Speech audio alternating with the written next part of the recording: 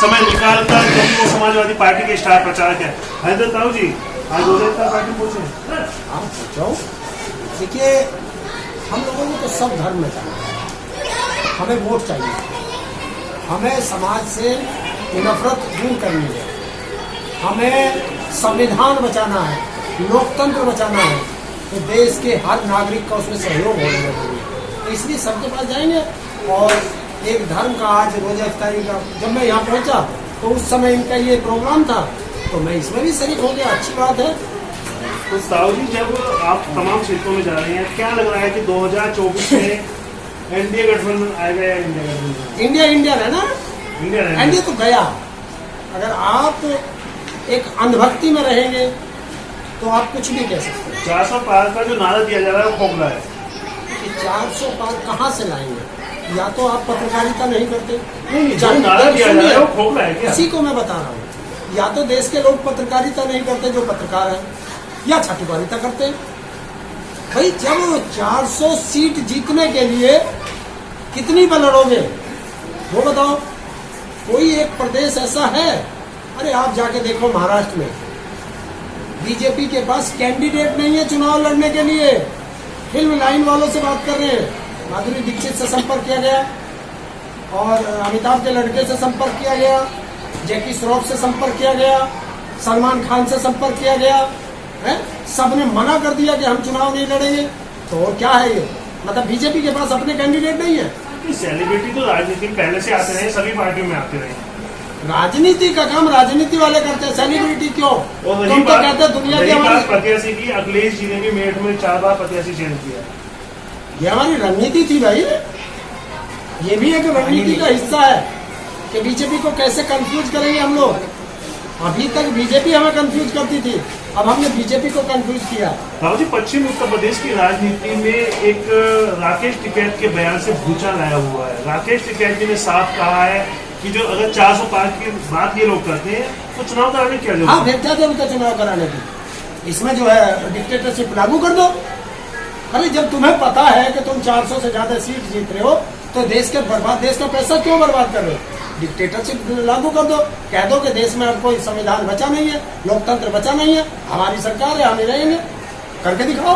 आप पश्चिम उत्तर प्रदेश में आए। पश्चिम उत्तर प्रदेश के गद्दावर नेता जयंत चौधरी जी को माना जाता है, जो भारतीय जनता पार्टी में कर गया। कैसे देखते हैं? देखिए, क्यों गए? कुछ मजबूरी होगी और उस मजबूरी को तो वही लोग बता सकते हैं। जयंत चौधरी ने नारा दे दिया 400 पार। देखिए, अगर मैं आपके साथ रहूंगा तो आपकी भाषा मुझे बोलनी पड़ेगी। मैं आपके खिलाफ थोड़ी बोलूंगा। तो जो आदमी अगर गंगा में है तो गंगा की भाषा बोलेगा, जमुना में है तो जमुना की भाषा बोलेगा, और अगर मैं नाले में रहूंगा तो भी तो नाले की भाषा बोलूंगा, ट्रैक्टर वो मेंढक वाली। तो ये सबकी अपनी वो है। कोई कहीं चला जाए, नेता जा सकते हैं, वोटर नहीं जा रहा किसी का भी। और इस बार जो चुनाव है वो चुनाव सत्ता बनाम जनता है। और तो इस बार जनता चुनाव लड़ रही है, तो जनता देख ही नहीं रही है। जयंत चौधरी जी जो है पश्चिम उत्तर प्रदेश के बड़े मंचों पर कहीं ना कहीं काले कानून का भी समर्थन करते हुए नजर नहीं आ रहे हैं। व्हाइट कानून उसको उन्होंने नाम दिया है। दूसरी बात है, उनकी जो नीतियां हैं उनको प्रभावित होकर वो नीतियों को आगे बढ़ा रहे हैं। देखिए, मैं अपनी बात कर सकता हूँ। मैं बीजेपी के खिलाफ था, खिलाफ हूँ, और जब तक जीऊंगा उसकी नीतियों के विरोध करता रहूंगा। कल अगर कोई और पार्टी आ गई सत्ता में और उसने देश के किसानों के लिए, मजदूरों के लिए, युवाओं के लिए, महिलाओं के लिए, किसी के लिए भी गलत नीति बनाई, मैं उसका भी विरोध करूंगा। मैं ये नहीं हूँ कि आज मैं आपके साथ, आपके खिलाफ हूँ और कल किसी लालच में मैं आपके साथ आ जाऊँ, क्योंकि मुझे सत्ता का लालच नहीं है, मुझे देश की जनता का लालच है। आपने कहा मैं बीजेपी के विरोध हूँ। क्या बीजेपी के जो सहयोगी अलायंस में हैं लोग, उनके विरोधी नहीं है? देखिए, जब मैं आपका विरोधी हूँ तो जो आपके साथी है मैं उनका भी विरोधी रहूंगा। उनका कैसे मैं साथी हो जाऊंगा? क्योंकि देखिए, जब बेल पर एक कोई फल लगता है, जैसे चाहे लौकी कह लो, तो वो लौकी छोटा हो या बड़ा हो, उसका टेस्ट तो एक ही होगा। तो वो तो सबका एक ही, सबका विरोध होगा। और आज तो ताऊ पूरे प्रदेश में घूमने के लिए रेडी है, सब जगह जा रहा हूँ, लोगों से अनुरोध कर रहा हूँ कि ये देश का आखिरी चुनाव है।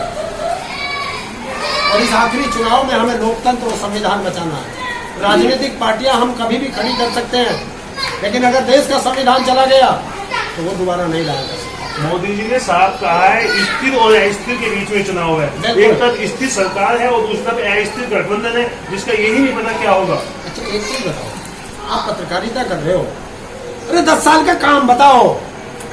स्थिर और 400 पार और 500 पार 700 पार सब गए काम मोदी जी बताएंगे, पत्रकार क्यों बताएंगे? तो तुम उसकी बात क्यों करते हो फिर? जो वो बात करो ना। सवाल तो वही कहेंगे ना, तो सवाल जो मेरे से कर रहे हो ये उससे भी तो कर सकते हो। आप अस्थिर हैं। कौन? आप अस्थिर हैं। कौन अस्थिर कैसे हो सकते हैं? कैसे हो सकते हैं? इंडिया गठबंधन क्या करने जा रहा है? अरे यार ये करने जा रहा है कि जो मोदी की साथ है, देखा बिहार में नीतीश कुमार 4000 सीट दे रहा मोदी को, 4000। सहारनपुर में मोदी क्या पूछ रहा, सहारनपुर की लड़की, शब्दों को सुना करो। वो जुबान फिसल जाती है नेताओं की, सबकी फिसलती है, कोई बड़ी बात नहीं हो जाता है। क्यों फिसल जाती है? टेलीप्रॉम्प्टर पर देख करके बोल रहे हो। जो नेता पढ़ के नहीं बोल सकता वो क्या देश चलाएगा? 10 साल में उन्होंने जो देश से वादे किए, देश को विश्वगुरु बना दिया। कहने देश को तो विश्वगुरु भी बना दिया मोदी जी ने। कैसे बनेगा विश्व? बता रहे हैं कि बाहर ढंका बज रहा है, कहाँ पूरे विदेश में ढंका बज रहा है। कैसे बज रहा विदेश में? अभी देखा ना अरविंद केजरीवाल पे, अमेरिका वगैरह सब जो है उसके खिलाफ हो गए। इसे डंका कहते हैं। देश की बेइज्जती करा रखी है। चुनाव हुआ मुख्यमंत्री, जनता का चुनाव हुआ मुख्यमंत्री जेल भेज रहा। ईडी की कार्रवाई अब रुक जाएगी। अगर इंडिया गठबंधन की सरकार रुक जाएगी, ईडी की कार्रवाई रुकेगी। मोए पेड़ बबूल के तो आम कहाँ से खाओगे, सिखा दिया इन्होंने दूसरे नेताओं को भी। मोदी पे भी ईडी बैठेगी। क्यों नहीं बैठेगी?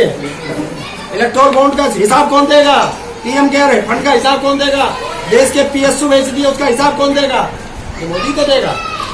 ये मोदी 2024 के चुनाव के बाद जब ये हारेगा, या तो ये हिटलर बनेगा या तिहाड़ जेल के अंदर होगा। मैं उत्तर प्रदेश की तरफ लौट आता हूँ। मेरा अंतिम सवाल है कि समाजवादी पार्टी ने जिस प्रकार एक बिल्कुल गरीब तबके से आपको उठा के एक आपको सम्मानित किया है और आपको इतना प्रचार बनाया, तो आपको कैसे लगा? कि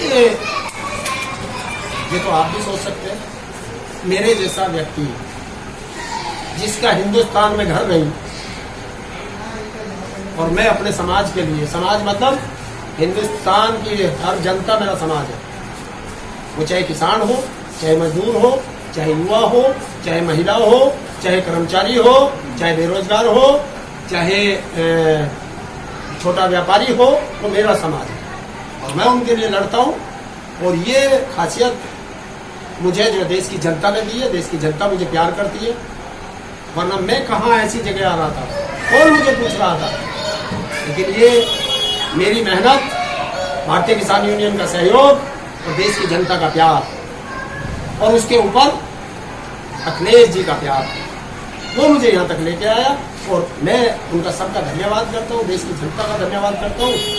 और मुझे यहाँ तक लाए खुशी तो होती है, सबको होती है। तो एक लास्ट सवाल मैं और लेना चाहता हूँ कि जिस प्रकार ओपीएस की देश के अंदर बात होती है, जिस प्रकार एमएसपी की देश के अंदर बात होती है, जिस प्रकार तमाम मुद्दे देश के अंदर सबसे पहले उठ रहे थे, कहीं ना कहीं चुनाव आते आते इंडिया गठबंधन ने भी मुद्दों को खाना बंद कर दिया है। ओपीएस का मांग कहाँ गायब होगी? किसान की एमएसपी कहाँ गायब होगी?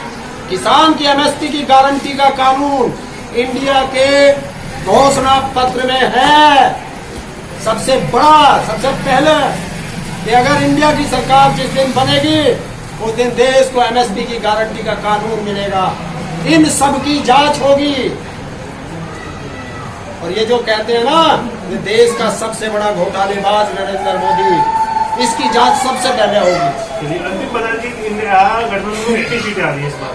देखिए, मैं फैक्टू राम नहीं हूँ मोदी की तरफ, पर इतना जरूर बता देता हूँ कि सरकार इंडिया गठबंधन की बनेगी और नरेंद्र मोदी 150 पार नहीं करेगा।